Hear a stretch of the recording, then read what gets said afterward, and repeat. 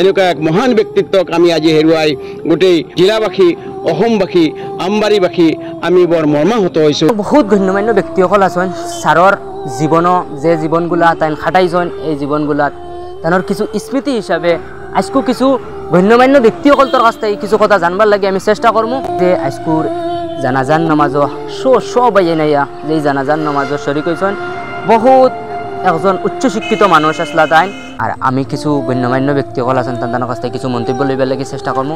চলো তোরা আগবাড়ো ভিডিও। আব্দুল হক সাহেবক 70ৰ দশকৰ পৰা চিনি পাওঁ।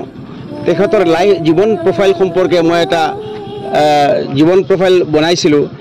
তেখেতৰ জন্ম হৈছিল 1952 চনৰ 5 মাৰ্চ তাৰিখে আৰু এই অঞ্চলতেই আমবাৰীতে তেখেতৰ জন্ম হৈছিল। তেখেতৰ পিতৃৰ নাম আছিল ফৰমান আলী সাহেব আৰু মাকৰ নাম আছিল লেইট হাছৰজান বিবি আৰু মনোহৰা বেগম আছিল তেখেতৰ স্ত্ৰীৰ নাম।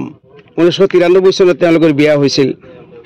যিয়ে নহওক প্ৰাইমাৰী স্কুল তেখেতে আমবাৰী LP স্কুলত পঢ়িছিল আৰু মুৰাজাৰ ME স্কুলৰ পৰা বৰ্তমানে হায়াৰ ছেকেণ্ডেৰী স্কুলত তেখেতে মেট্ৰিক পাছ কৰিছিল সুখ্যাতিৰে।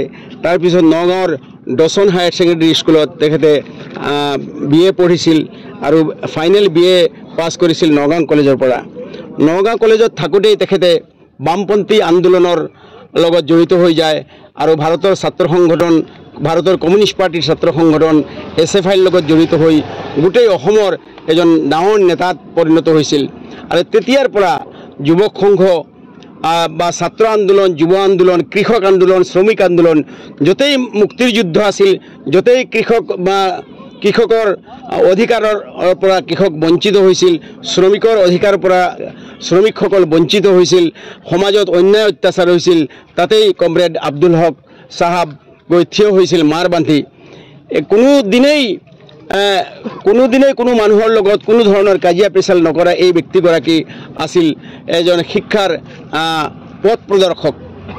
আজি হোজাই জিলাত যি বিৰাট শিক্ষাৰ আয়োজন হৈছে সেই শিক্ষাৰ আয়োজনৰ সময়ত আয়োজনৰ গুৰি ধৰোঁতা যিসকল ব্যক্তি আছিল সেইসকল ব্যক্তি হ'ল তাৰ ভিতৰত আছিল আব্দুল হক সাহেব, লুৎফুৰ ৰহমান চৌধুৰী সাহেব, মই নিজে আৰু শামছুল হক চৌধুৰী সাহেব। তেওঁ সকলোৱে আমি মৰকজুল মাৰিফৰ যি NGO নগাঁও হোজাইত আছে সেই মৰকজুল মাৰিফৰ বেনাৰত মৌলানা বদৰুদ্দিন আজমল সাহেবৰ নেতৃত্বত আমি একেবাৰে শীতলমাৰী চৌধুৰী বজাৰৰ পৰা আৰম্ভ কৰি গোটেই পিছপৰা পূব অঞ্চলক আমি এক আলোড়ন সৃষ্টি কৰি অৱশেষত মৰকজ একাডেমি ইত্যাদি নাম ইংলিছ মিডিয়াম স্কুলবিলাক তাত প্ৰতিষ্ঠা হৈছিল। কিন্তু ইমান ত্যাগ তেখেতৰ আছিল গোটেই জীৱন।